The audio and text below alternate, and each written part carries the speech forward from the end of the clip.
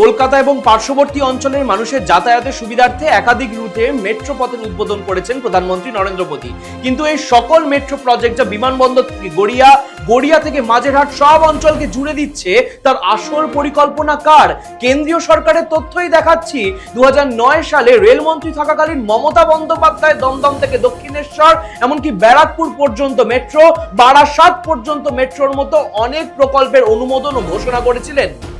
এমনকি যে বছর রাজ্যে পরিবর্তন হলো সেই 2011 সালের ফেব্রুয়ারি রেল বাজেটেও নোয়াপাড়া থেকে বিমানবন্দর হয়ে বারাসাত, বড়নগর থেকে ব্যারাকপুর এবং দক্ষিণেশ্বর, বিমানবন্দর থেকে রাজারহাট হয়ে নিউ গড়িয়া আর জোকা থেকে মাঝেরহাট হয়ে বিবাদীবাগ মেট্রোর কাজ দ্রুত শেষ করা এবং জোকা, বারুইপুর, হাওড়া ময়দান এবং কল্যাণী পর্যন্ত মেট্রো পথ তৈরির সার্ভে করার ঘোষণা করেছিলেন মমতা বন্দ্যোপাধ্যায়।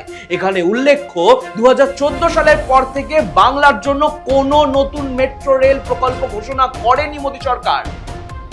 একই সঙ্গে বারংবার অভিযোগ উঠেছে যে বিভিন্ন মেট্রো প্রকল্পের বরাদ্দ কমিয়ে দেওয়া হয়েছে শুধুমাত্র বাংলাকে বঞ্চনা করার অভিপ্রায় নিয়ে। তাই আজ যারা হাওড়া থেকে সেক্টর 5 এ মেট্রো করে অফিস পৌঁছন বা যারাই নতুন মেট্রোয় চড়বেন, তারা বিচার করবেন এই মেট্রোর আসল কৃতিত্ব কার।